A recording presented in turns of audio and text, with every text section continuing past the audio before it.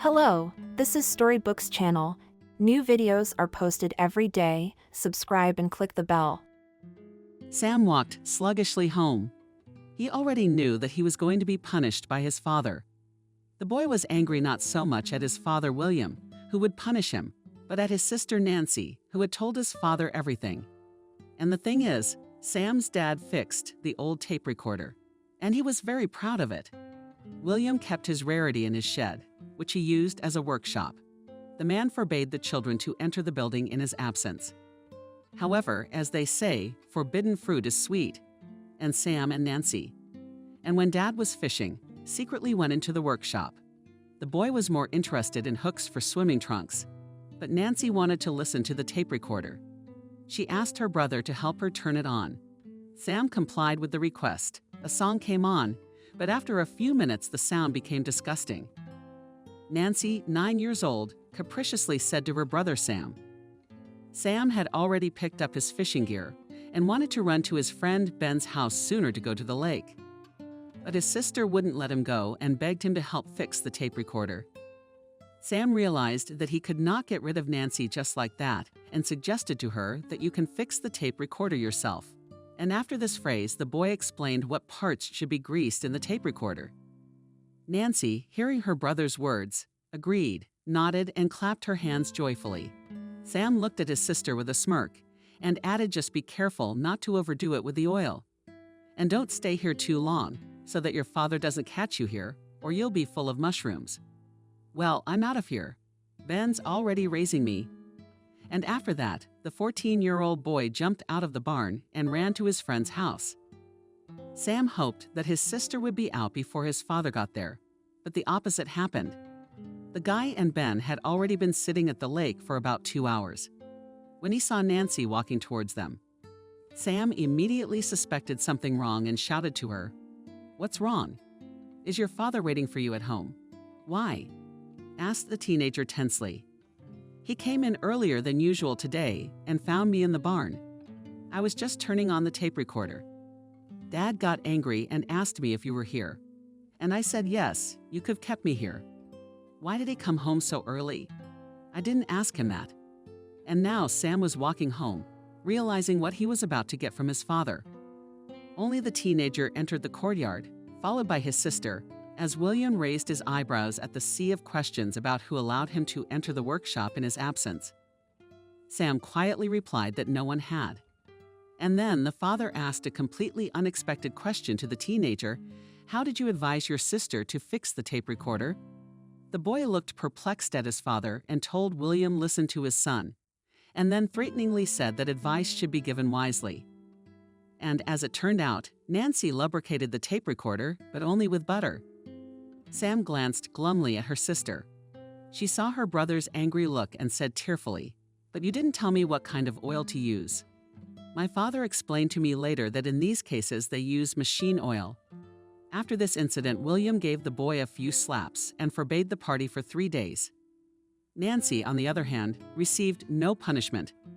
Her father explained that she was not at fault in this case, as she was still young and acting on the orders of her older brother. And it happened often that Sam received more from her father than Nancy. Soon the summer was over and it was school time. Brother and sister started school. Sam often teased Nancy, for which he often received from his father. The boy was angry at his sister. What was she? "I poor Dad and thought all the time how to get back at her. And then he got his chance. Nancy was to have a race for a certain distance, and she and her friend wanted to win in this event. The girl turned to her brother to think of a way to do it. Sam thought for a while and then told his sister there was only one way to finish first. To do that, before the race, put red pepper between your buttocks. But make sure you don't start the race before the signal. Don't tell anyone about my advice, or you'll be the first to finish." The day after the race, Sam was summoned to the school principal's office with his father. As it turned out, Nancy shared this advice with her friend, and the two of them used Sam's method. The girls won the race, but after the finish line they ran around the school for a few more laps. Nancy did not tell her mom and dad about her brother's advice, but her friend informed her parents, who immediately reacted and appealed to the principal of the school. And naturally, after another incident, Sam received a beating from his father. And as always, the punishment in the form of a ban on walking for several days. The guy after this case gave himself a vow that he would no longer tease his sister. Time passed, but Sam still occasionally teased Nancy, for which of course received. And yet he found a way to wean his sister off.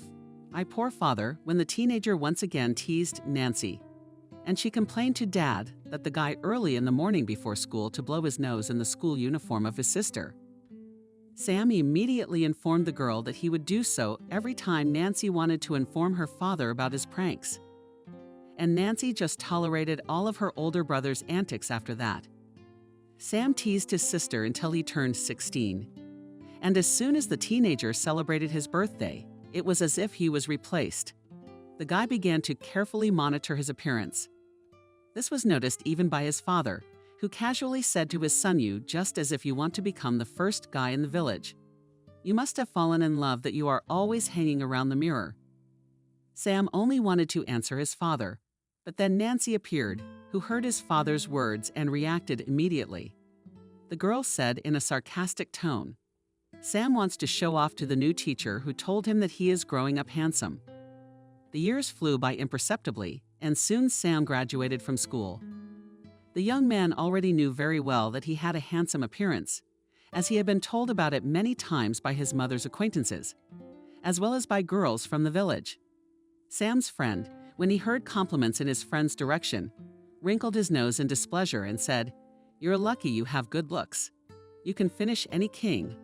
I'm not interested in that. I want to live large, and I'm not in danger of it, because now I'll go to college, get a profession, and earn little. Is that a life? I want to ride on a yacht, go to restaurants, travel abroad." Oh, where are you going?" Benjamin said with a laugh. "A normal dream for a good-looking guy. Maybe you want to twist the tails of cows in the countryside. I don't like that kind of work. Don't get all hot and bothered. If you want to live a nice life, you've got a chance. I'll use my looks and seduce a rich girl. And then you'll live a good life. I'll have to think about your proposal, but it won't work. I don't intend to get married and have screaming children who need diapers changed every half hour." Soon Sam entered college in the city, and from the village the boy left with a light heart. It was only difficult for him to part with his sister, over whom at one time he often stirred. The young man, though, joked about Nancy, but loved her very much, and if anyone offended her, he always stood up for her. Time flew by, and Sam graduated from college. The young man did not want to return home, as he did not see any prospects there. So he stayed in the city, rented a room for two with a student, and after that he got a job at the factory as a fitter. As soon as the guy worked for a week, he called his sister and told her how he was doing at the moment, and asked Nancy to tell his news to his parents. The girl promised to let her mom and dad know everything. She then inquired how he was doing on the personal front. Sam laughed and said that, like in the village, there were girls running after him in droves. Nancy smiled in return and said, "I didn't expect any other answer. You're a handsome boy, but be careful with your nighttime activities, or you'll be a father of many children at your age. It's too early for me to try on the role of a father," he said with a laugh, and immediately asked his sister if she had a boyfriend. Nancy indignantly replied that she was being courted by a young man, but that she was still thinking about it. After working for 6 years, Sam sighed doubtfully, for in that time he had not been able to save even $200. And all because of the fact that it was necessary to pay utilities, rent a room, as well as to eat and travel to work. And at the same time wanted to go to a nightclub to have fun. In this regard, Ben's suggestion popped up on the young man's mind that it was possible to take advantage of his appearance and charm a rich girl who would pay for his whims. Sam saw nothing objectionable in this. After all, he was not going to steal from anyone. The guy made a decision, and all he had to do was to find a girl from a wealthy family. He decided to find a rich person in a nightclub. Sam thought that such a contingent most often hangs out there, and the next day in the evening, the young man went to such an establishment. Sam took a not strong cocktail and stood at the counter. The guy looked closely at the fair sex, as well as what they were wearing and how they behaved. He thought that if a girl was from a rich family, she should be in a strong outfit and behave relaxed. And at one point, he was attracted to such a person. The girl was dressed in a golden top leather black skirt. With 2 slits on the sides, she danced with a friend, holding in one hand a flute with a cocktail. The girl laughed casually. Guys often approached her, but she immediately opened them with a glance. Sam decided to try his hand at courtship and approached the stranger. The guy raised his glass to the top and, trying to shout over the music, said that he was raising a flute to the pristine beauty. The girl looked at him with interest, but immediately asked him to back off. The young man inwardly traits, but did not back off and said, "I understand that damn beautiful young ladies so and should behave towards you himself.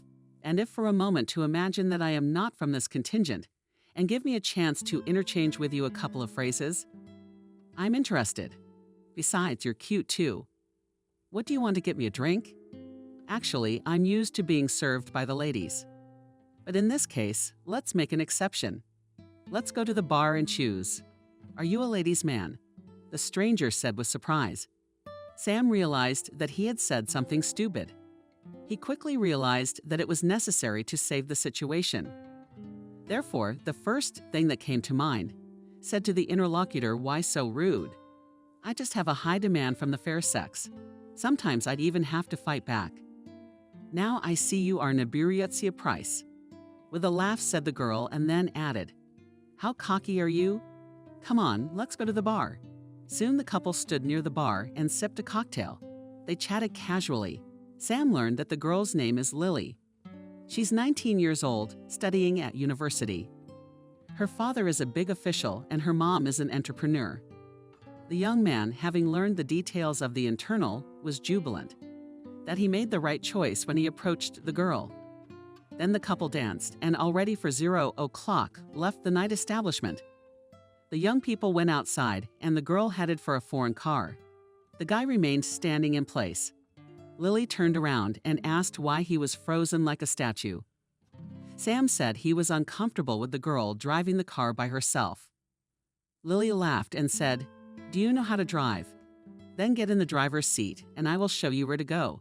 Soon the young people arrived at the given address. The couple walked into the 2-room apartment they had previously owned. Sam immediately assessed the surroundings. He mentally instructed himself that it was necessary to please this girl this night so that she would want to meet again. And there the guy decided that he would figure out how to manipulate her. Sam's plan succeeded. The next morning when he woke up, there was a cup of coffee and a plate of fat in front of him. The girl sat next to it and looked at him adoringly. The man sipped the flavored drink and immediately heard you were inimitable. "Let's spend the whole day together, drive around the city, go to decent cafes, and then come back to my place. Your offer is tempting, but I can't afford the pleasures of life. You know that. Who told you you'd be paying? I'm the one who proposes it, so I'm the one who finances it." Lily said with a smile. "Maybe you'll give me some cash.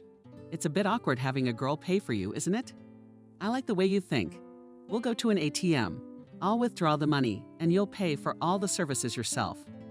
After that day, Sam started seeing the girl a lot. They'd been dating for a little over 2 months. Lily gave money to the guy, but it was small amounts. And all because of the fact that the girl was financially dependent on her parents' money. Sam didn't like that. He wanted the mistress to be independent of others, and her money was managed by herself. That is why the young man decided to part with Lily. When they met again, he told her about it, which caused a flurry of emotions. And then the unexpected statement of the girl, "You cannot leave me, as I am pregnant by you." That's a lie. What's the point of me lying to you? So you have to terminate the pregnancy because I'm not going to be a father. If you go against my will and have a baby, you won't get much since I have a small salary. The young man said stiffly and left the apartment. Later he found out that Lily had lied about the baby. She just wanted to keep the guy close to her. However, after such a statement, Sam concluded for himself that in the future it is necessary to use contraception. Now that the guy realized what kind of girl he needed, he decided that it was necessary to look for her not in a nightclub, but through a marriage agency. And soon he already had enough applicants. He chose a prettier woman, who was 34 years old. After a while, the man sat with the girl in a cafe and had a nice conversation. He actually liked her. It was a slender brunette with refined facial features. Her name was Betty. From the girl, the young man learned that she is an entrepreneur, has her own boutique, lives in a 2-room apartment in a dormitory district. She has a Chevrolet automobile. Betty asked the young man to tell her about himself. The young man did not make up anything about himself and told it like it is.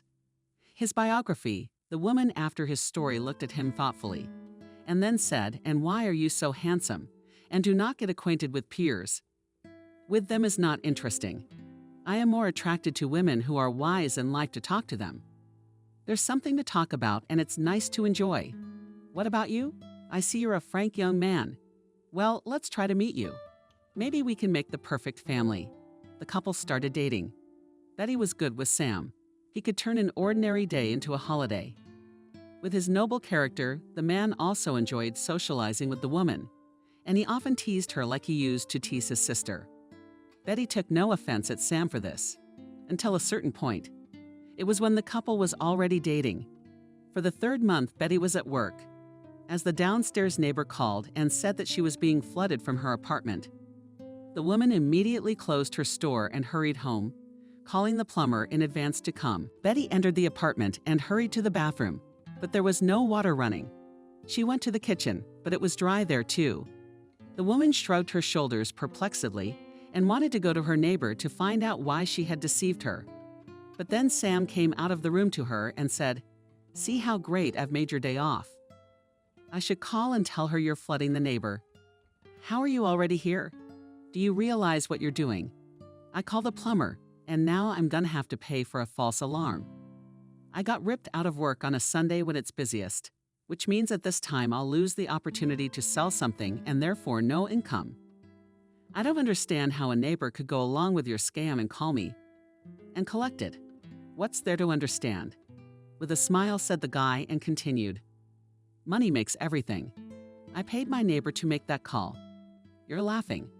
I give you money and you spend it recklessly. You're your own beggar's brood. And in a way, I'm even supporting you. Maybe you think there's no substitute for you.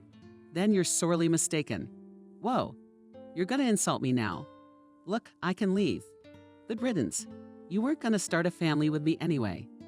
After saying that, Sam spit over his shoulder, threw the keys to the apartment and left. The man thought that Betty would cool down after a while and call, but that didn't happen. The young man would have called himself, but he was stopped by Betty for insults. Sam feared that the woman could call him a beggar one more time, and he would not be able to hold back. After the unsuccessful affair with Betty, a couple of months passed, and Sam reapplied to the marriage office.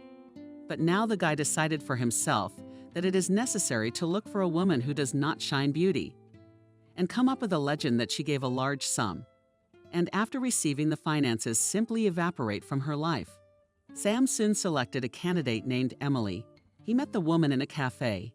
As in the first case, the young man tried to be with Emily, courteous while skillfully giving her compliments. In conversation with the woman, he learned that she was 36 years old. She owns an atelier, lives Emily, in a 2-bedroom apartment, has a car, and she has a 9-year-old son growing up. Sam told a legend about himself that he's in the construction business. He has a brigade, although in fact he continued to work at the factory, lives in another city, and here he rents a room. And also the man told the interlocutor that he loves classical music. Sam specifically said this, as he read in the woman's profile that she was partial to this genre. When the man said about his hobby, Emily looked at the young man with interest, which did not escape the interlocutor. They spent the first 2 weeks just spending time talking about various topics. And soon Emily offered Sam to stay overnight at her place. The man was not excited about the relationship with this woman, but he stubbornly went to his goal to get money from her. And what annoyed the guys the most was that he had to listen to classical music, which he hadn't liked since childhood. It had been more than 2 weeks since Sam had taken up residence at Emily's place, and he decided it was time to act or else. When the woman once again turned on classical music under the night's entertainment, he would just break all the discs. The man came to Emily in a tortured state. The woman immediately noticed that the lover was not in the mood. She asked what had happened. The young man began to ask the landlady not to worry about him. However, Emily saw that the man was eating something, and the woman persistently asked her lover what happened. "I have a little problem at work, but I do not want to burden you with them. You have enough worries of your own. Spit it out. How do you not realize that your problems, they become my problems too? Or are you saying that when you talked about living together, it was just words? How could you think I was lying to you? Of course I love you. I just wanted to keep you out of trouble. But if you insist, I'll tell you. Anyway, I had a little hiccup at work, and I pay my workers at the end of every week. And right now I don't have any money, and I need a lot. It's not much, but it's a lot. We're not hackers," the man said, and then voiced how much money is needed. Emily thought for a moment, and then smiled softly and said, "It's not that much. I will give you the money, but only in a couple of days. Now just smile and don't be sad about it anymore." "Thank you, my sonny," said Sam, and kissed the woman gently on the lips. And to himself mentally damned that he asked for too small an amount. 2 days later, Emily brought the money to her lover. The man thanked the woman and thought that tomorrow his torment would be over, because he would no longer return to this apartment and would not hear this hateful classical music, from which he was already sick.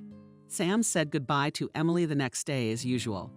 He said that he would be home at the proper time in the evening, and then he discreetly gathered his things and slipped out of the apartment.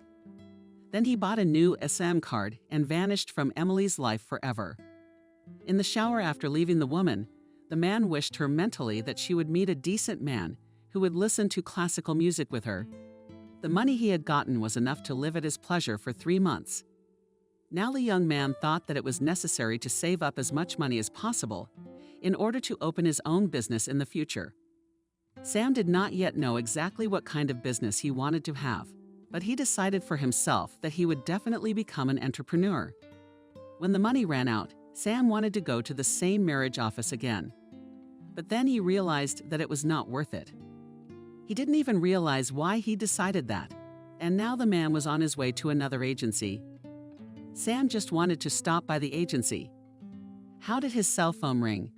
It was the sister. The guy answered and immediately heard the happy voice of Nancy. "Hey, little brother, I'm getting married in a month.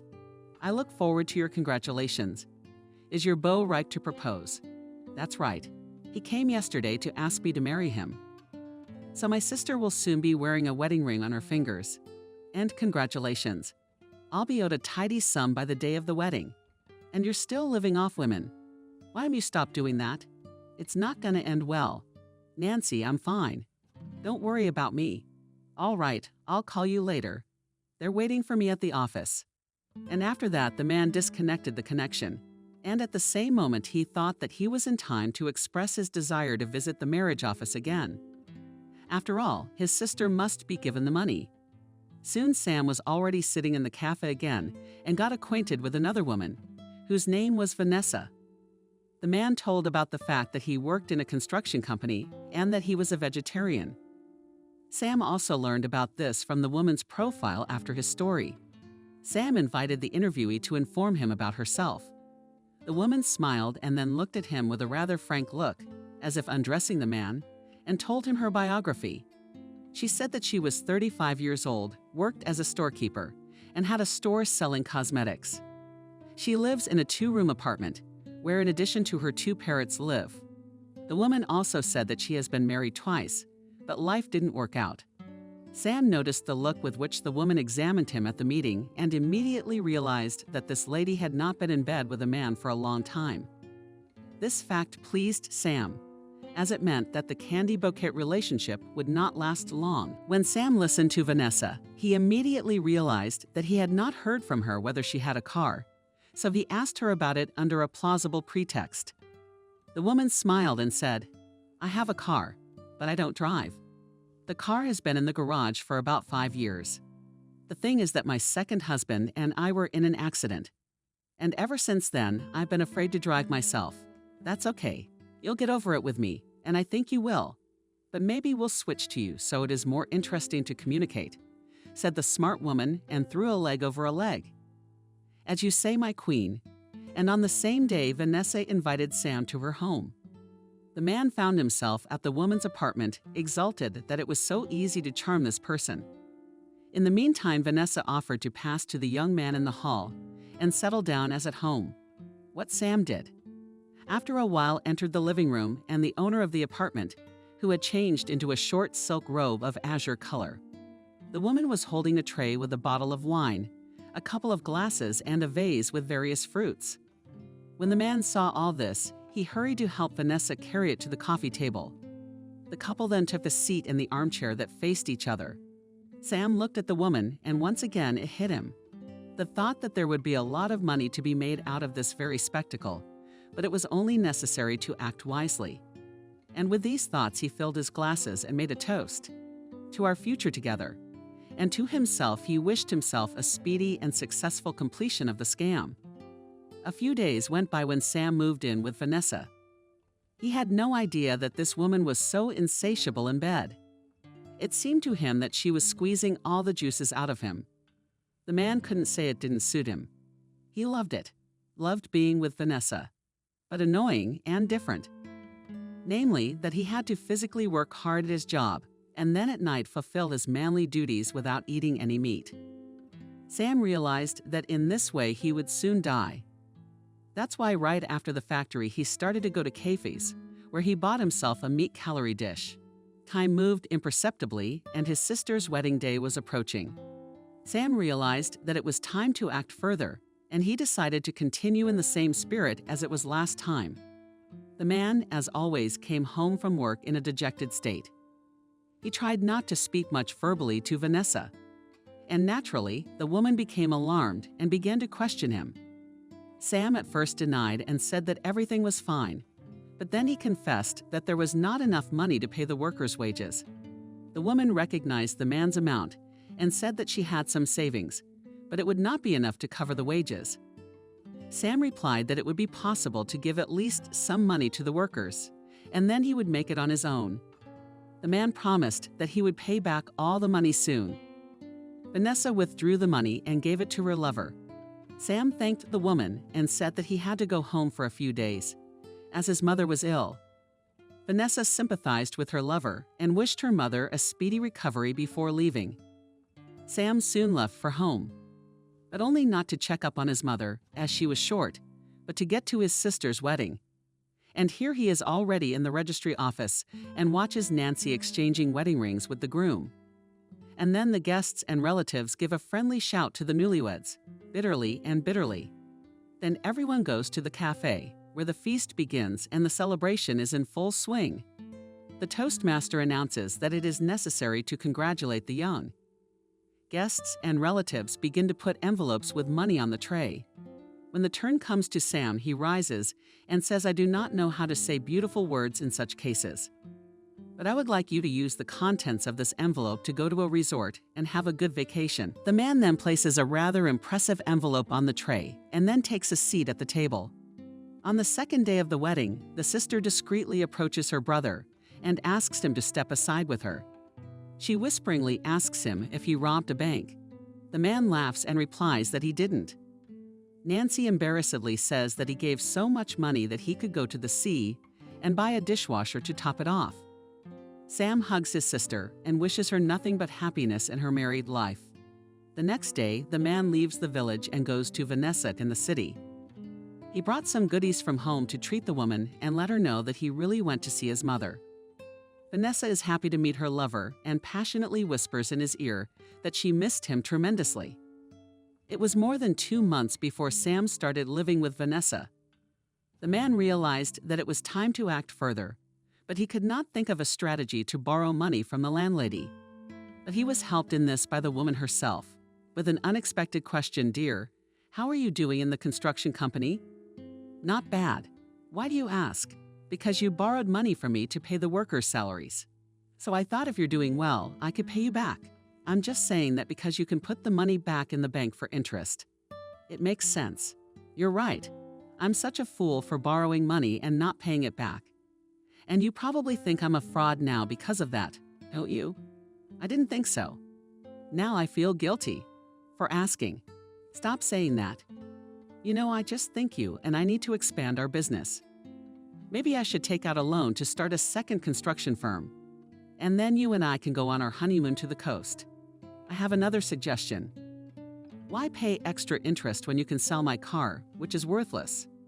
You've got your money's worth, and we'll get you an expensive car. You got a point. Then maybe you wait with the money I'd borrowed from you. They're just in circulation. But if you want, I can pull it out at any time. You don't have to pay me back in this case. We just decided that we're going to move on in terms of material resources. Soon Vanessa sold the car and handed the money over to Sam. The man, as usual, thanked the woman, and after 3 days he retreated from her apartment. When he left the house, he looked back at the windows of the second floor, where he lived for several months, and mentally wished Vanessa to find a worthy life partner and be happy with him. It was only after that Sam went on with ease. This time, Sam kept a small amount of the proceeds from the sale of the car to live on. The rest of his finances he put under interest. The man knew that he needed to save up a certain amount of money so that he could start his own business. A couple of months passed and Sam went to the marriage agency again. And again he met a woman. Courtship and then a short stay. After the legend that there is not enough money to pay his salary and, as a consequence, to get money. True, this time the man did not get as much money as in the case of Vanessa. After some time, Sam visited the marriage agency again, and again he had good luck. Sam was happy that everything was going so smoothly for him, and he was going towards his goal. The man realized that he would not live like this all the time, that he was doing this for the sake of achieving his goal.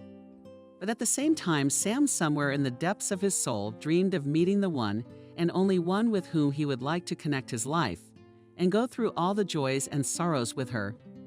However, for so many years, no woman really touched his heart, and sometimes the man wondered if maybe he wasn't meant to truly know love. A few months had passed since his last relationship with a woman.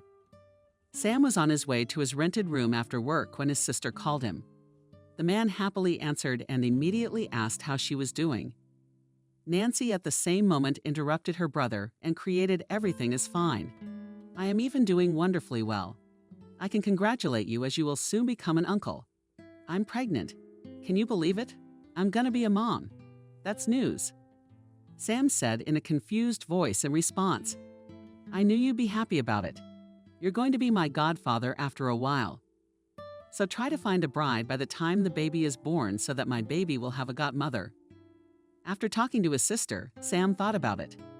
The man involuntarily invited Nancy that she had arranged her personal life, and there was a loved one beside her. But at the same moment, he pushed these thoughts away from himself and began to think that it was time to continue the work he had started and go to the intended goal. The man soon went again to the marriage office, but only this time he reapplied to the agency, where he had previously chosen Vanessa. He thought that in that marriage office is more promising to find a rich bride, which can be easily divorced for a decent amount. And now the young man is already sitting in the office, choosing a candidate. As soon as he picked up a woman, he immediately set a date with her. However, this time Sam's scheme failed, because on the second date with the woman, whose name was Valentina, he was arrested for fraudulent actions. The man denied the charges against him. Investigator Trevor listened with a chuckle as Sam asked for evidence from the man in uniform. In response, he held out a picture of Emily and Vanessa to the detained man and pronounced these are just two women who have been affected by your fraudulent actions. But I think there are many more victims. These two citizens filed a police report, and after that, it was easy to track you down. So I suggest you now make a clean confession of all your deeds and go on with a clear conscience. But I didn't do anything wrong. I was looking for a woman to start a family with. But after living with these ladies for a while, I realized we weren't right for each other. So I left, and they offered me the money themselves as financial help. You believe yourself? You're talking nonsense right now. To begin with, you reminded these women that you work in a construction company and you need to pay your employees. That's the same story you told your new friend Wendy, who almost victimized you. I suggest you come clean, not play the groom. Believe me, we will find other women who have been victimized by your fraudulent schemes. All right, I'll tell you. Tell me, will I get much for this? Sam asked me shakily. I'm not a judge to pronounce a sentence. All I can tell you is that you'll get a fine. In any case, a prison sentence, as the court decides. But I didn't do anything to get locked up. Yes, I've lived with women whom I've given pleasure to, and they've wanted it. You have to admit, they weren't forced to date me. So why should I face jail time? Sam said with fervor. You still present yourself to me as a hero who committed crimes for the good of the people. Let's not philosophize on this topic, said Trevor, and immediately, smiling, continued to say, you must be a passionate lover. That one of the affected women made an ambiguous proposal. This is the first time in my practice, and I am, frankly, amazed. What kind of proposal? Sam said in a perplexed voice. It's better that you find out from her. So this proposal will sound more convincing than from my words, said the investigator and offered the glory to go with him. A few minutes later, Sam entered another office where Vanessa was sitting. Trevor told the woman that she had 15 minutes and that he would wait outside the door. The visitor nodded in agreement and thanked him. As soon as the investigator left the office, Vanessa immediately rushed to hug Sam. The man stared dumbfounded at the woman. He couldn't understand how this lady could hug him after all that had happened. Sam expected from Vanessa reproaches, insults, but not this. The young man pulled away from the embrace and politely said, I'm embarrassed in front of you. I deceived you. But let's get to the point. The investigator said you have something to offer me. I want you to tell me now.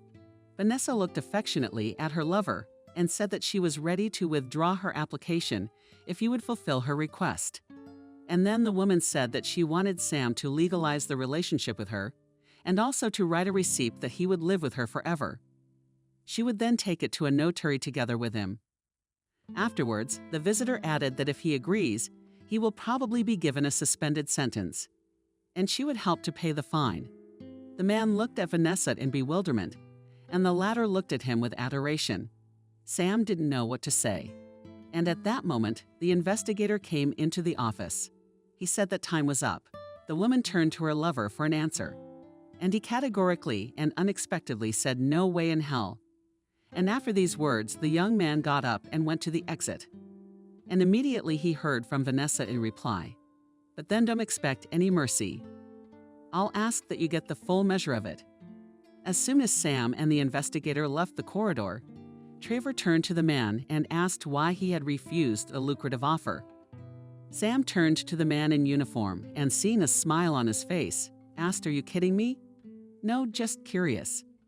Then you have no idea what it's like to work hard and then come home, eat vegetarian food, and then make love to a woman at night. But that's the way you chose to make your money. And as they say, every job has its flaws. It's been a while.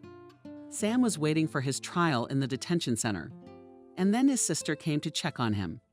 She was crying and scolding her brother that he had jumped to his feet with his relationships with women. The man asked his sister not to worry and told her that he would not do it again. Nancy countered by taking him at his word that he would keep his word.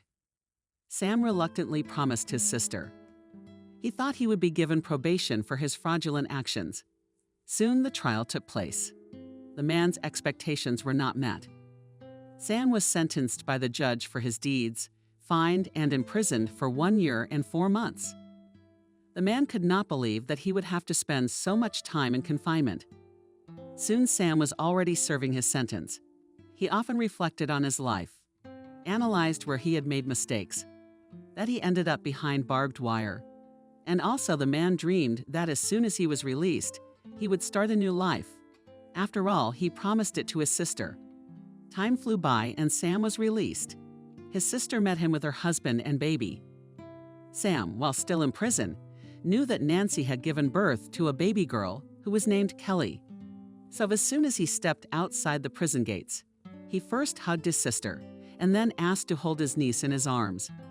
Sam gently took the baby girl in his arms and looked at her face, and then said, She's as beautiful as you are, Nancy. Now you and your husband need to think about making sure she has a protector. So start working on a baby brother for Kelly. Let your daughter grow up to at least 2 years old. "And then my husband and I will consider your proposal," Nancy said with a laugh, and immediately asked her brother what he was going to do next. Sam looked at his sister seriously and replied that he was going to live and earn an honest living. Nancy nodded contentedly and said that she loved him very much and welcomed his decision. After his release, Sam took a job as a laborer on a construction site, renting a room in advance. His sister gave him money for the first time. The man promised Nancy that he would soon pay her back. The young woman laughed in response and said that there was no need to do that, as the money was a gift to him for deciding to live like a human being. It has been 2 years since Sam was released. All this time, the man felt that he was living like a robot.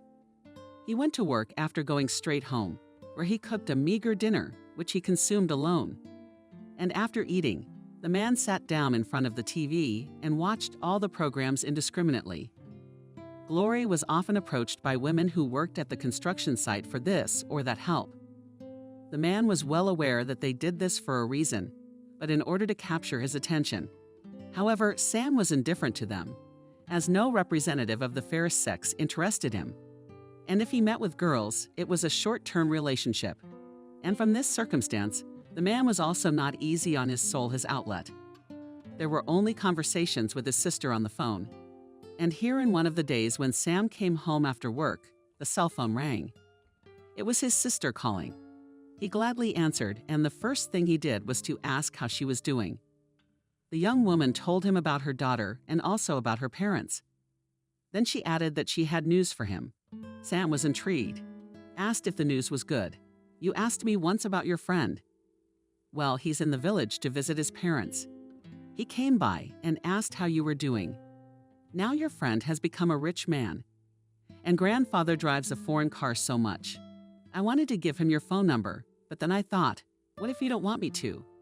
You should have. I'd love to talk to him. It's an easy fix. I can see him through the window, walking down the street with his wife and kid. I can call him over and you two can talk. You want to? Go ahead." And within minutes, Sam was on the phone with his friend. They talked for a while. From Benjamin's words, the man learned that he had married a woman with a child, who was an entrepreneur. And now he and his wife had opened another store where Benjamin was already the boss. And also the friend added that soon they are expecting a child together, and that he is happy in life. After the conversation with Benjamin, Sam became upset. He remembered the conversation with his friend when they graduated from high school. After all, then the friend did not even dream about a good life. But Sam had dreamed of it. And now it turned out so that Benjamin lives happily, and he is satisfied with a meager salary and still has not settled his personal life. And yet he's approaching 35 years of age. The realization of this darkened the man's mood, and he decided to go to a cafe to unwind. Sam, not thinking long, got ready and left the apartment. The man walked down the street and kept thinking how lucky his friend was in life. He didn't notice that he had walked a few blocks. And then Sam saw a restaurant in front of him. Initially, he thought that he should not come here because the prices would be huge. And at the same moment, the man mentally scolded himself, saying not loudly, out loud, "Once a year, I have the right to relax in an expensive restaurant." And with these words, he entered the establishment.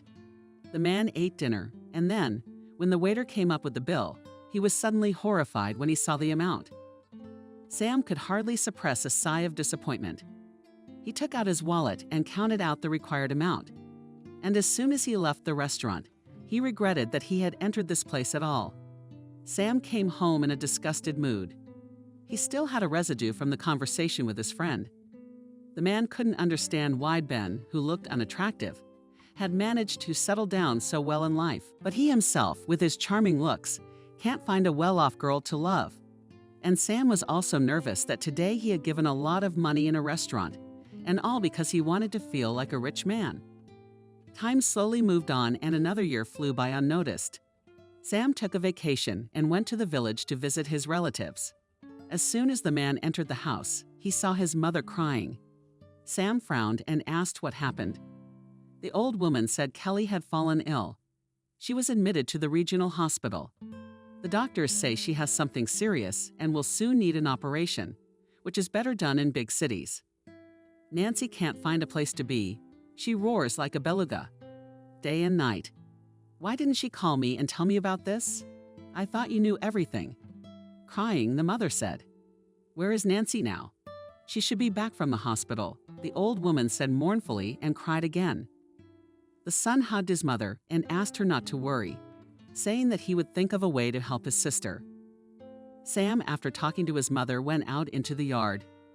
The man was angry at this point at his sister for not calling and telling him everything earlier.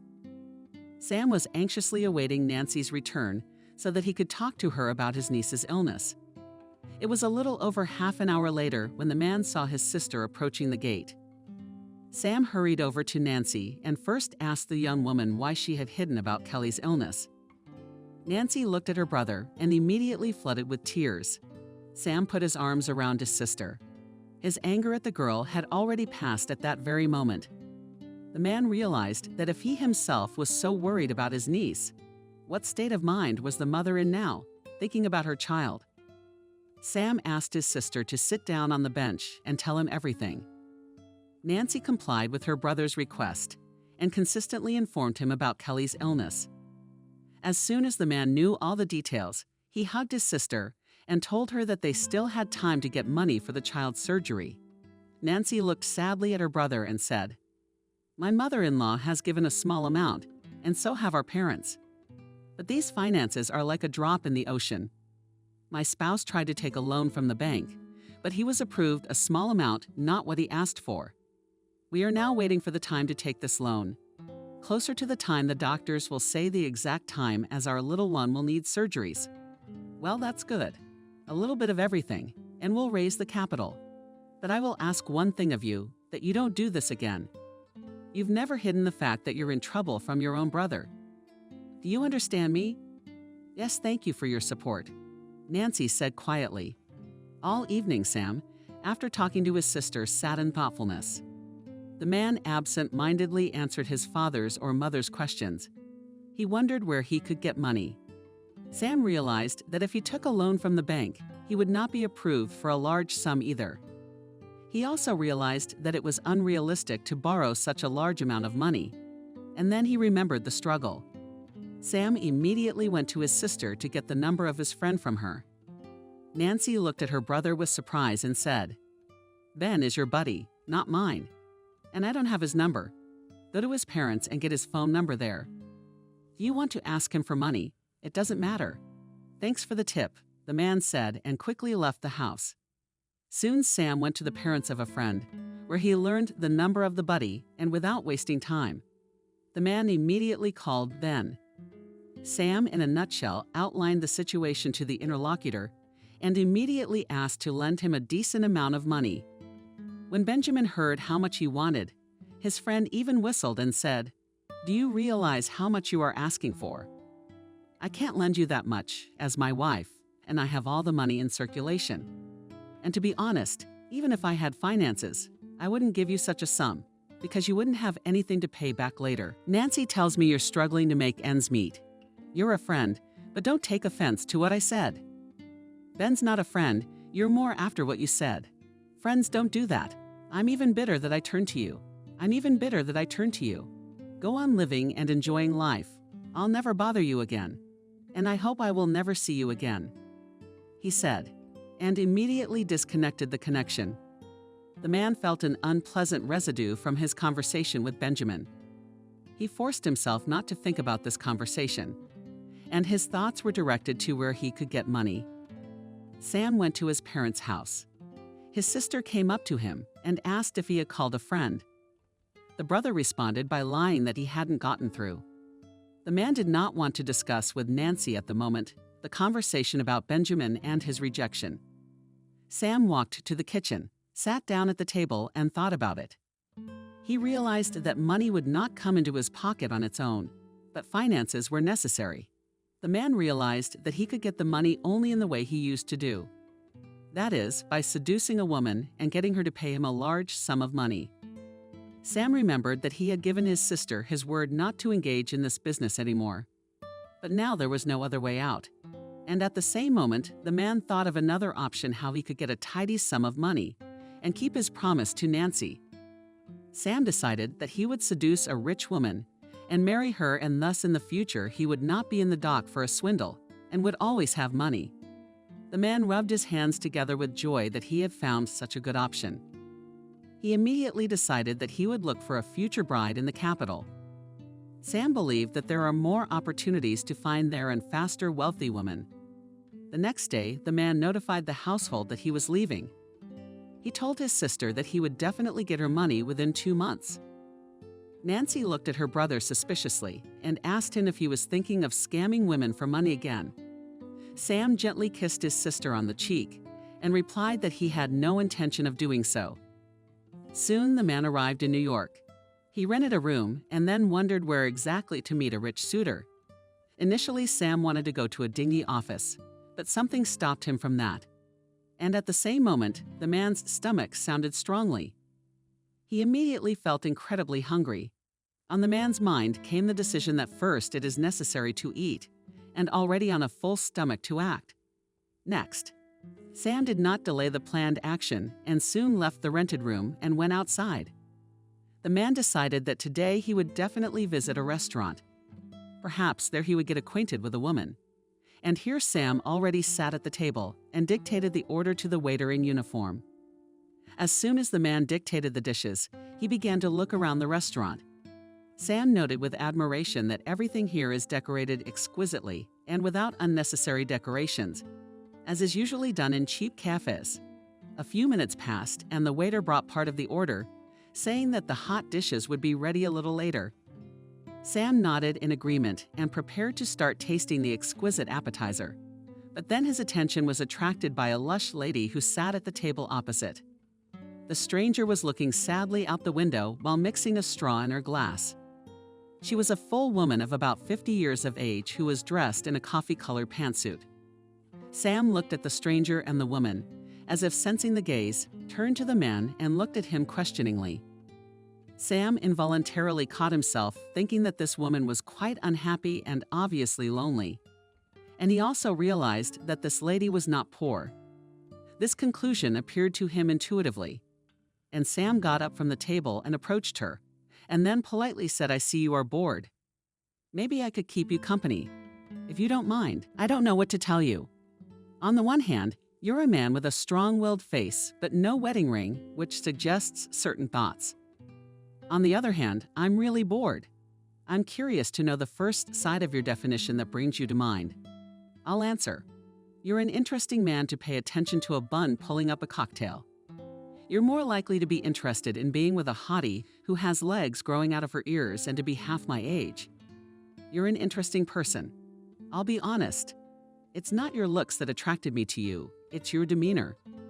But if you don't want to socialize, I'll be right back. Or rather, back to my table. Interested, young man, join us, we'll talk. Just tell me what exactly you are interested in my behavior." The man sat down next to me. He mentally realized that this woman was obviously a rich lady, but now Sam didn't know how to talk to her. Sam hadn't come up with a cover story for himself and was therefore a little nervous about it. The man didn't know what to tell the woman about himself, so he decided to act according to the circumstances. Sam offered to tell the woman about himself. The woman grinned back and said carelessly, "You're fast. Do you really think that I will tell the first person I meet everything about myself? Maybe you should tell me at the first meeting what my annual income is? You have pleased me now with your words, namely that you called our sit-downs with you the first meeting. I conclude from this that we will have more meetings, and not one, and not even two. And you are also a self-confident type," with a laugh, said the woman. "Maybe just a little. Let me start our dialogue differently. I would like to know your name and immediately suggest that we switch to the first name. It will be easier to talk that way. Well, we'll follow your plan. My name is Adriana. I'm 49 years old. I come here often because the food here is excellent. This is the first time I've seen your personality. Hence the conclusion that you're a stray pigeon. That's a pretty name you have. By the way, I want to say that you and shrewd madam, because I am actually a visiting pigeon here. I just got here today, decided to conquer New York. After losing business in my hometown," Sam said, and went on to tell the woman what his name was and how old he was. The woman listened attentively and then carelessly remarked that such a handsome man should definitely be married. Sam proudly took out his passport and held it out to the new acquaintance and said, "You can familiarize yourself with the document, where there is not a single stamp that I used to have the status of a married man." Adriana looked at the passport with interest, and then asked the interlocutor in surprise why he was not married. And then, without waiting for an answer, she said, "You don't have to answer that, as I have already guessed why you have never been married. You are obviously of a different orientation." Sam, hearing the words "new acquaintance," laughed and only after a while answered that his person does not attract the male sex at all. And then he added that he liked mature women with whom he could talk about various topics. Adriana, after these words, already looked at the man more interested, which did not hide from Sam. Then the couple started talking about New York. Sam tried to compliment her as often as possible under a plausible pretext. The woman heard beautiful words from the new acquaintance and tried not to react to them. But Sam saw perfectly well that she was pleased with these compliments. It took about 2 hours for the couple to communicate with each other. During this time, Sam learned that the interlocutor lives in a 3-room apartment, has a dacha in the Moscow region and a car. The owner of the travel agency was married. But life did not go well, and she and her husband separated. There is a child, a son, who is currently studying abroad. Sam listened to all this information carefully, and he was satisfied that he had sat down with this woman. The man realized that Adriana, like no one else, was very suitable for the role of a wife. And now Sam was thinking how to charm this lady even more. Meanwhile, the woman called the waiter and asked him to bring the bill. Sam realized that now the new acquaintance would pay and leave, and this was not in the plans of the man. That's why he said, "And you just like that you will leave now. I was hoping we could still have a good time and talk. I would suggest you to come to my place, but you realize that I will not surprise you there, because it is a rented room, where there is only 1 bed and a desk with 2 chairs. Are you asking me to visit? Are you in no hurry with your socializing?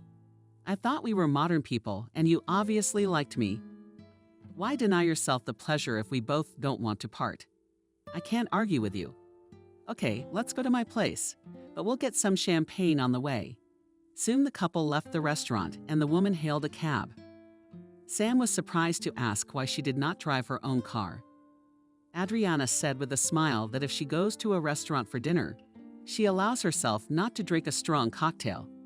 And if she does it, she does not get behind the wheel of a car in an inebriated state.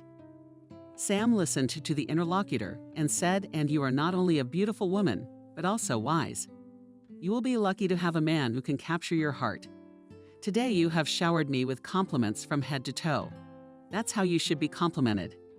You are a worthy woman, to whom I want to say only beautiful words," quietly said the man, and in one movement attracted the new acquaintance to himself. And then Sam embraced the woman and kissed her passionately on the lips. That night the man spent at Adriana's place. Early in the morning Sam got up, while his partner was still asleep, and went to the kitchen. The man wanted to make coffee and so opened one of the cupboards as from behind he heard the voice of the landlady of the apartment, who said, "And you're looking for something to eat. You don't hide jewelry and money in the kitchen. And you might have thought that about me," the man said glumly and turned to the woman. He came close to Adriana and said, "I wanted to brew the most beautiful lady a fragrant drink and serve it in bed. But I don't know where to find a pot and coffee. I like your coffee idea," the woman said with a smile and reached up to Sam's face to kiss him. The man at the same moment embraced his partner and nestled his lips on hers, and then abruptly pulled away and mumbled, "I don't think we need coffee now. We need to continue the night's fun. Well, go to bed." After a while, Sam was lying on his back and breathing heavily. Adriana sat next to him and ran her finger over the man's face. The woman looked at the guest and thought about something. Sam hugged the landlady and said that it was time for him to look for a job. Adriana grinned and said that today was Sunday and it was unlikely to find a job on that day. Then the woman offered the man a few days to get settled in New York. The man gladly accepted. 2 weeks had passed since Sam had met Adriana. All this time he was staying with her. The man complimented the woman every day when she arrived after work. always made sure to cook delicious meals. And Adriana loved it. It seemed to her that the man really loved her. And so one day she struck up a conversation. "I know you're looking for a job, but you're getting a lot of bad ones. Maybe let me talk to my cousin, and he'll come up with something decent for you. You don't have to talk to anybody. I'm a man, and I have to take care of myself. If I don't find one in 2 weeks, I'll go to my homeland." "Are you saying you'll leave me?" "I thought so," the man said disappointedly. "Who told you I'm quitting? I'll work shifts. I'll live with you 1 month and work the next. I'd ask you to marry me. But you'd refuse to marry an unemployed man. And you first offer, and then already think," the woman said slyly. Sam mentally rejoiced because that's what he wanted. The man knelt down on one knee in front of the landlady and quietly made her a marriage proposal. Adriana hugged the head of her lover and happily mumbled that she agreed to become his spouse, and immediately added that they would go to the registry office tomorrow. Sam didn't argue. He asked only one thing: "Let's not organize a lavish celebration. Let's just sign everything and that's it. We're not 18 years old enough to have a big party." "If you say so. But I have a little condition that you let me talk to my cousin about the job. You know it's not gonna work if you just sit at home and do nothing. We'll talk about it later." Soon the couple filed a registry office application. Sam knew he was getting married. He hid it from his parents as well as his sister. He thought that it could be announced after a while. The man himself did not realize why he made such a decision. And soon the couple signed. They celebrated the ceremony in the same restaurant where they met. Adriana sat and admired the white gold wedding ring. Across from her sat her already legal husband, who leisurely sipped champagne from a glass, looking at his wife. It had been a week since Sam had married Adriana, and then the man received a phone call from his sister, tearfully and through sobs, informing him that her daughter had gotten worse. An operation was required as soon as possible. Sam asked Nancy to calm down and said the money would be there within a few days. Mail. After his sister's call, he paced nervously around the apartment, thinking about how to ask Adriana for money. Sam did not know how his spouse would react to his request to borrow money. And when the wife came home, the man asked her to sit down to talk. Adriana saw that her husband was worried about something, so she patted him on the arm and spoke softly. "You don't have a face on you. Tell me what's wrong." "My sister needs money and a lot of it." "How much and for what purpose?" Sam said the amount and then told him about his niece. Adriana listened attentively to her husband, and when her husband was silent, she sat silently for a while and looked at the floor. At that moment, the man sat with his hands clenched in a fist and waited for his wife's decision. Adriana, after some thought, said that the sum was very large and she could not give it so easily. Then the woman added that she had not lived with Sam long enough to trust him with everything. The man did not like the words of his wife, and he nervously said, "Will you help me or not? If you write a receipt that my sister will give me these finances within a certain time. But I can't give you a receipt instead of my sister," the man said in a perplexed tone. "Then we are obliged not to give the money to your wife. I realize it sounds absurd, but you also understand me correctly. We have not had time to get together. How do you need a certain amount of money? What if in a couple of weeks you come and divorce me? If you want to take offense, this is the only way I'm gonna give you the money. You write a receipt that's notarized. I didn't expect that from you. Okay, I agree to your terms, but then let your brother find me a job and high paying," the man said. He immediately called his sister and told Nancy that tomorrow he would transfer the required amount of money to her in the evening. The next day, Sam and his wife visited a notary. The man wrote a receipt and then received the money, which he immediately transferred to his sister. Nancy, as soon as she received the money, then called her brother and wondered where he got so much Sam. He hastened to reassure his sister and told her that he had been approved for a loan from the bank. Nancy thanked her brother and said that she and her husband would pay back the debt whenever possible. Sam chimed in response. "Let me go on about this nonsense. You don't have to give me anything. I gave the money gratuitously. The most important thing now is for my niece to get well as soon as possible." A month passed after Sam transferred the money to his sister. During this time, Nancy and her daughter had an operation in St. Petersburg, and the girl was on the mend. Adriana introduced her husband to her cousin Mark. The man was the director of a furniture factory. Sam immediately approached his new relative with a request to get him a job. Mark Markovich answered, "I'll take you to my factory. I'll give you the position of a small supervisor. But in fact, you won't have to do anything. In principle, you will be introduced to all the subtleties. Your companion. Let's just say that you'll only work your ass off and get paid for it. If you want to go deeper into the labor activity and promote yourself, then you'll have to take more responsibility and learn a few things. What do you think of my offer? I'm in. I'm tired of sitting at home and staring at the TV all day long. It'll give me some variety in my life." Soon Sam went to work, and in fact, the man was explained his duties, told what he had to do. Sam was well aware that the position was a fictitious one, and in fact, he did not have to do anything. After the first day of work, the man called his wife and asked her for a festive dinner. Adriana readily agreed and suggested celebrating the first day of work in a restaurant. Sam gladly agreed. And now the couple is sitting in the restaurant and having dinner. Sam enthusiastically tells how the first day of work went. The woman listens to her husband and thinks how good it is that Mark helped her husband with his work. It had been a month since Sam had gotten a job. The man felt as if life was passing him by. He was bored with his life. He didn't want to go home because he didn't want to see his wife's face. After all, he understood perfectly well what he had married this woman for. Work also did not bring joy, and the man went to the furniture factory only for a tick and often left work, not waiting for the end of the working day. And so Sam decided to leave the factory early to go for a walk in New York. The man packed up and left the factory. He walked down the street and looked at passers-by. And then his attention was attracted by a girl who was standing and feeding birds with a mug of bread. The man approached the stranger and politely inquired, "Can I keep you company?" The girl looked at the man and smiled coquettishly at him. And then she handed Sam a piece of bread and offered to help her in this business. In a few minutes, the couple were talking animatedly about the girl. The man learned that her name is Lola.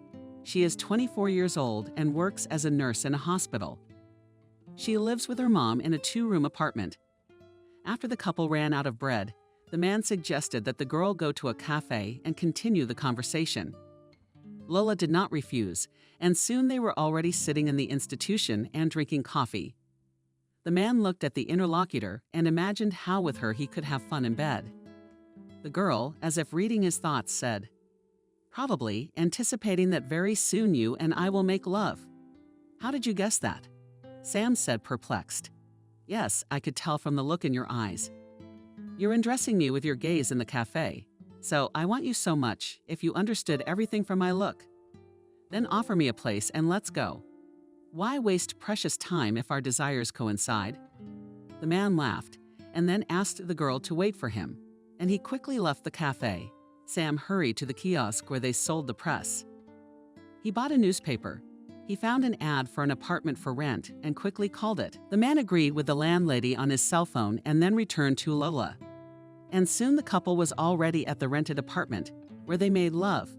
It took about 3 hours before the man lay on his back in satisfaction.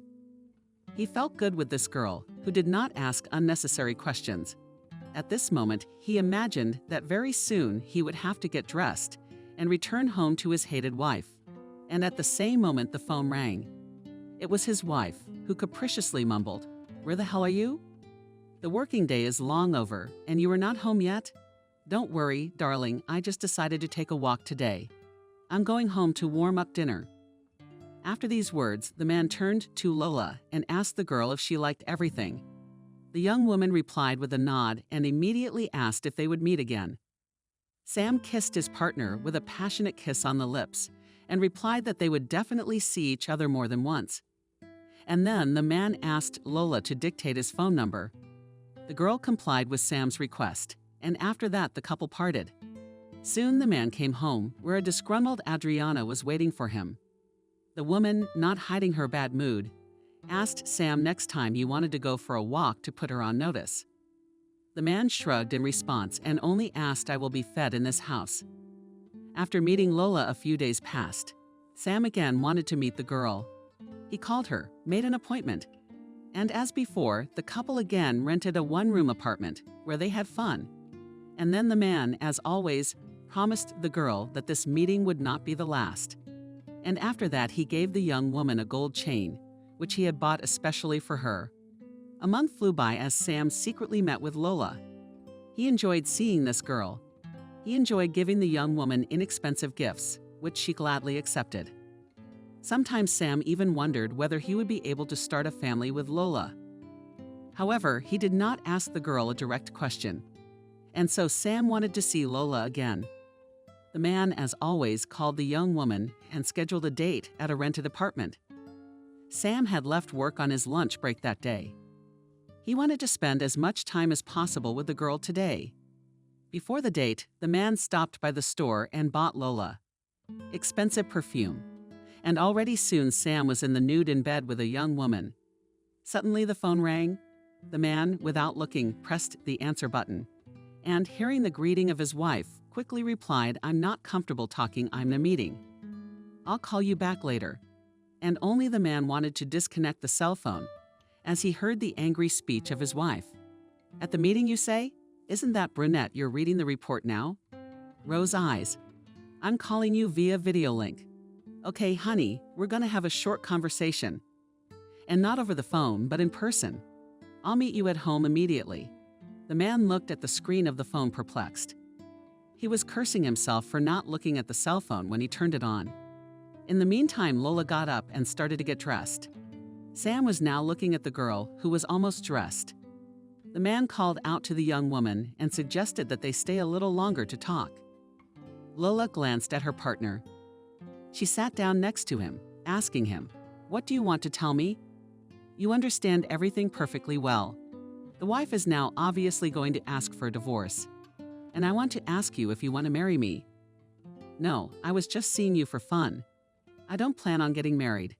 At least not at the moment."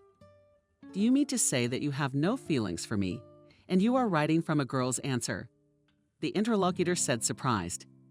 "If you mean love, then I can say that I do not love you. I just feel good with you in bed.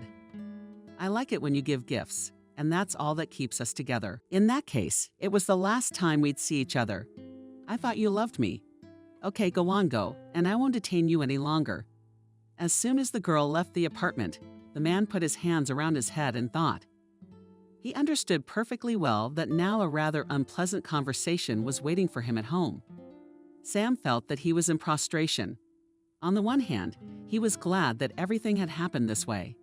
After all, now he did not have to pretend to be a man in love with his own wife.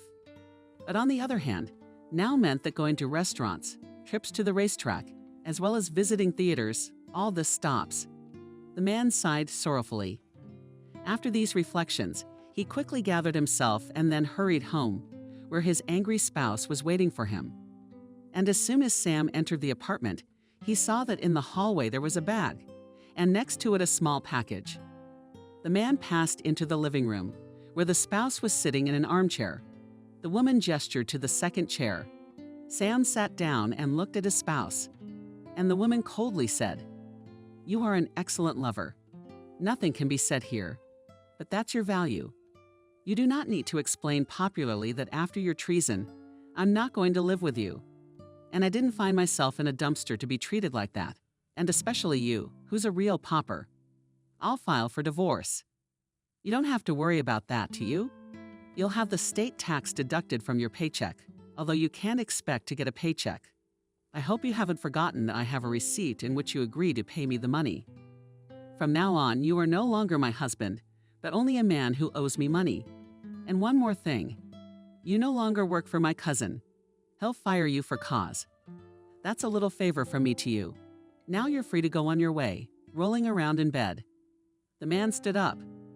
He wanted to answer the woman rudely, but he forced himself not to say any nasty words.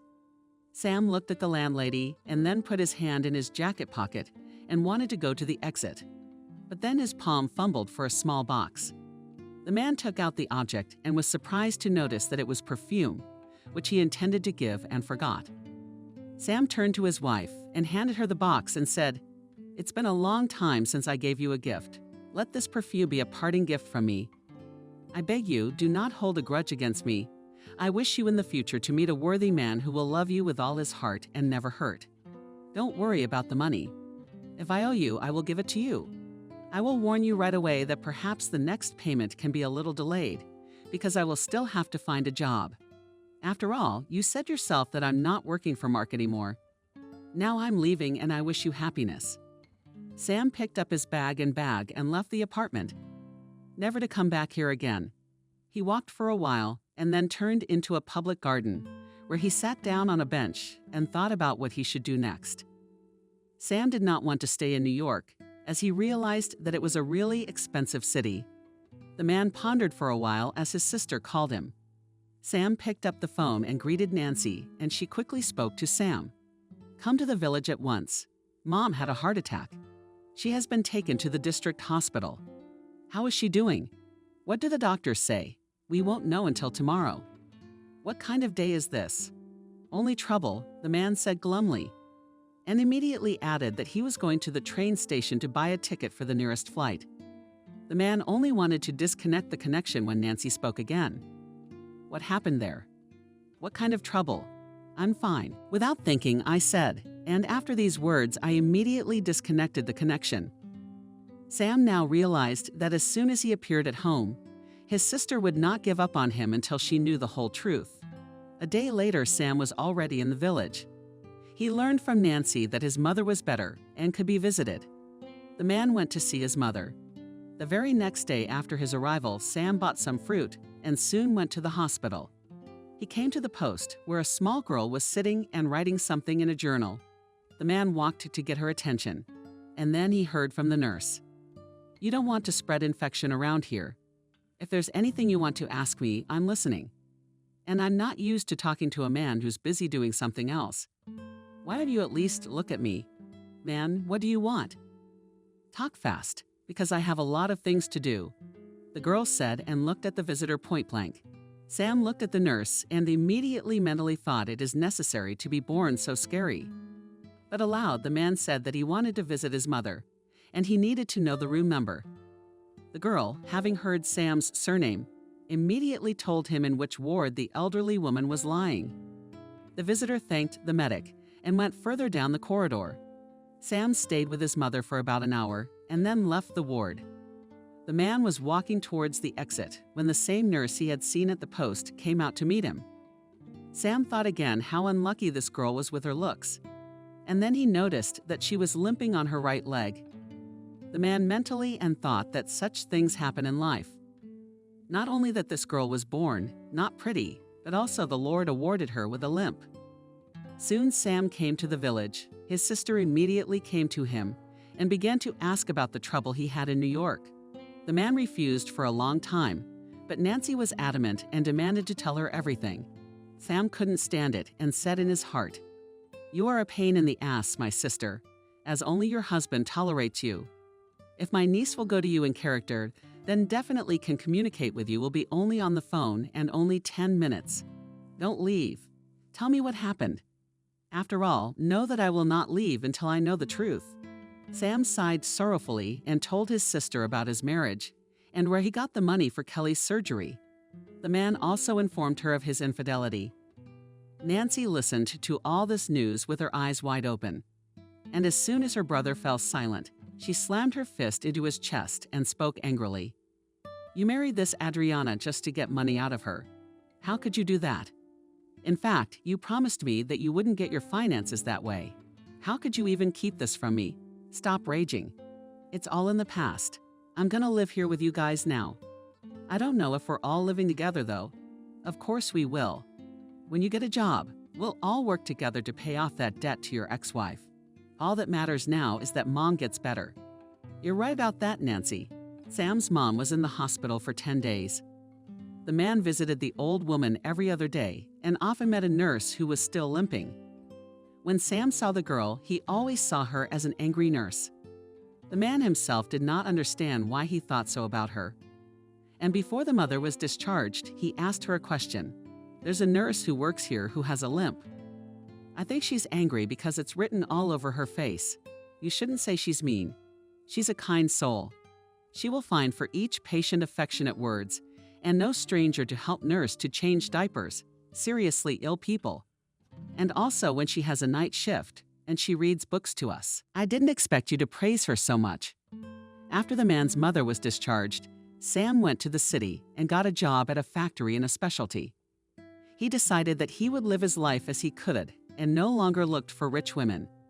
Sam no longer dreamed of a life where he could go to expensive restaurants and drive a cool foreign car.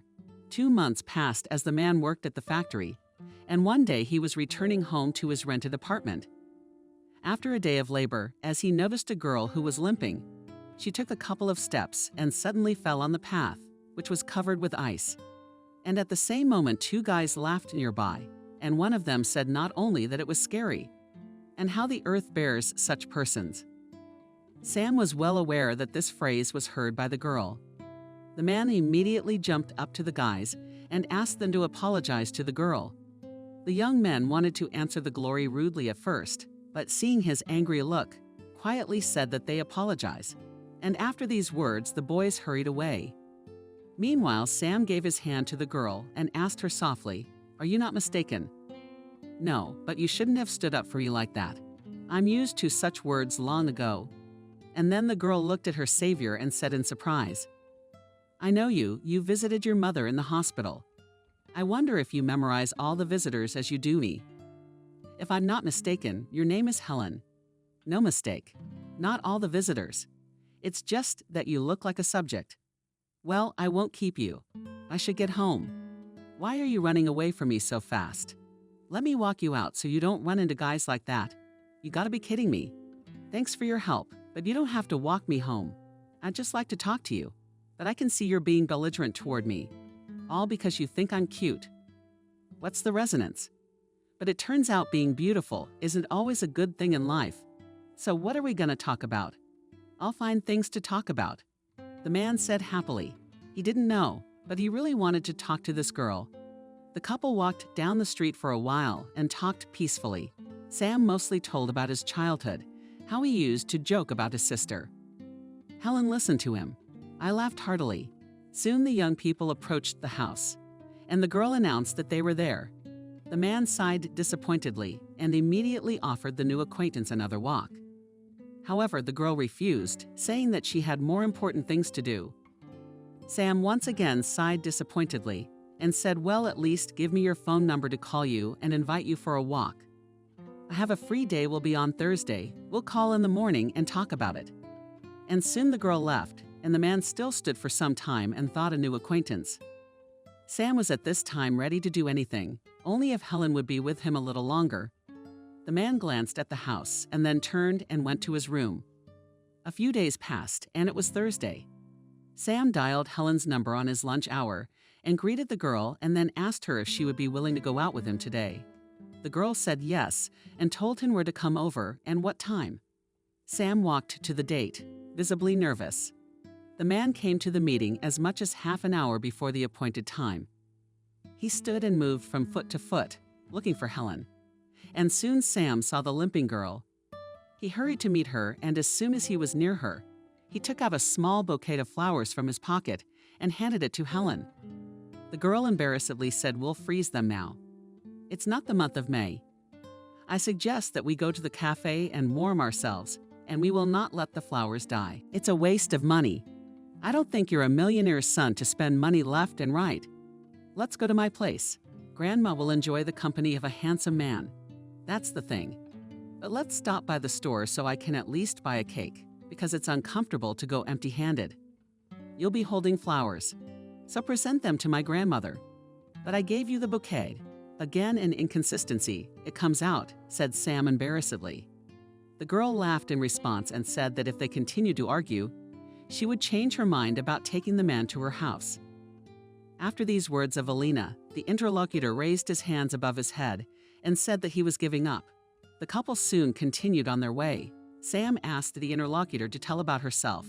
Helen looked at the man and said that she was 24 years old and lived with her grandmother. She also said that last year she entered the medical school on a correspondence course. The girl said that in the future she dreams of becoming a doctor orthopedist. Helen did not tell anything about her father, and about her mother said that she lives in another city. Soon the man was already sitting at the girl's house and talking nicely with the elderly woman. And Helen was setting the table to treat the guest with tea and cakes that the grandmother had baked today. Nickel. After that, Sam began to call the girl often, as well as to visit her. The man felt that he was incredibly attracted to Helen. He wanted to protect her and see her as often as possible. Nickel saw that the man liked her granddaughter. And once, when Sam came to visit, and the girl was not at home at that moment, the old woman turned to him. "Are you serious about hitting on my granddaughter, or do you want to stroke your ego? There are plenty of available girls for that. And if we are having a serious conversation right now, I can tell you that Helen, I have fallen in love. I've never had feelings like this before. And would you believe me, I've been with a lot of women. If you're in love, why did you ask her to marry you? You know, I think I might do that tonight. When Helen gets here, I'll tell her about it. But I'll tell you right away, I'm not going to give you the Goldilocks. You know all about me. But will she agree to marry me? Well, you ask her now. Helen just got home. Idea groom, meet your beloved." Sam happily nodded to the older woman and followed her into the hallway. The couple chatted privately for a while, and then the young people made their way into the hall. Nickel looked at her granddaughter and realized that the girl had accepted the man's proposal. The old lady smiled at the couple and proposed to celebrate the engagement. After these words of the old woman, everyone in the room laughed. Soon the trio sat down at the table. Helen poured tea for everyone and put a vase with jam and dried fruit on the table. The girl watched with delight as the chosen one took a few sips and looked at her. And then he looked at Nicole and softly said, "My future spouse is the most beautiful in this world. And if anyone wants to dispute that, they'll have to deal with my fist. Your future wife is not only beautiful, she's also rich. I know I didn't tell you that, Helen, and I was right to. But there's no point in keeping it a secret now. Her mom lives abroad and has a business there. She offered her daughter to move in with her, but Anishka refused. She said she wanted to do everything on her own, which in fact she does. However, her mother transfers her money every month, which has been accumulating for years, and now there is a very decent amount. You'll have enough for a wedding and a trip, and even to start your own business if you want." After these words, Sam stood up, walked over to Helen, hugged her tenderly, and said to Nicole, "To hell with money. Money isn't what makes you happy. I found my diamond in Helen, and I don't need anything else, but only in the future. A couple of screaming kids, to call us daddy and mommy,